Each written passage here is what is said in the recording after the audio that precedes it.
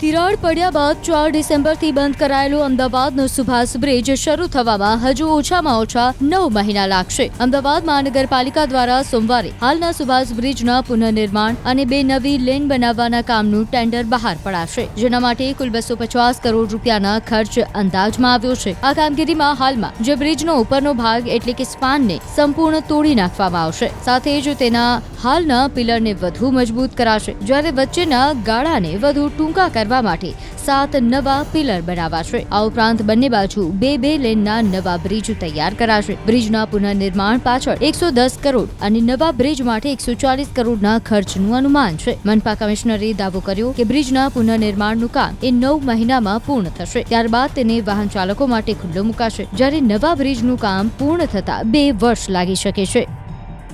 નિષ્ણાતોના અભિપ્રાય અનુસાર હાલના બ્રિજના સુપર સ્ટ્રક્ચરને દૂર કરવું જરૂરી હોવાનું નક્કી કરવામાં આવ્યું છે.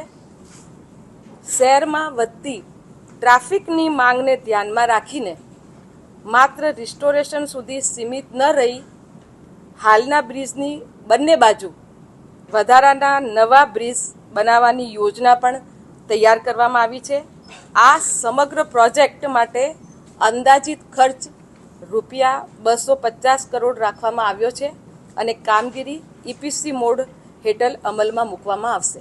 કમિટીના રિકમેન્ડેશનના આધારે આપણને એ જોવા મળ્યા કે એનું જે સબસ્ટ્રક્ચર છે એને હજુ સ્ટ્રેન્થનિંગ કરી આપણે સુપરસ્ટ્રક્ચર પૂરેપૂરું એને ચેન્જ કરીને એને રિસ્ટોરેશન કરી શકાય છે. એટલે આપણે રિસ્ટોરેશન તો કરીએ જ છીએ, પણ એના સાથે સાથે આપણે 2 નવા લેન પણ બનાવીએ છીએ.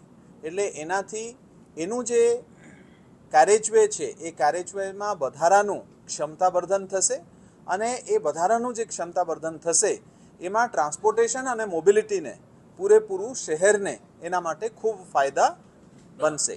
આગામી દિવસોમાં વરાજકમ બ્રિજ જે છે એ પણ બાજુમાં કાર્યાન્વિત છે. એનાથી પણ જે ક્ષમતાવર્ધન પૂરેપૂરું સાબરમતી નદી ઉપર એ પણ થશે. એટલે સંપૂર્ણ રીતે સુભાષ બ્રિજ જે છે એ છેલ્લા 52-53 વર્ષથી જે રીતે શહેરના સેવામાં આવ્યા એ રીતે આપણે આગામી દિવસોમાં ઝડપથી કામ થાય એના માટે આ જે રિસ્ટોરેશનનું કામગીરી છે આપણે 9 મહિનામાં પૂર્ણ કરવાનું આયોજન છે. અને જે નવા બ્રિજ છે જે બંને બાજુ 2 લેનનું હશે એ આગામી 2 વર્ષમાં પૂર્ણ થાય એ રીતે એને ફેઝિંગ કરવામાં આવ્યું છે.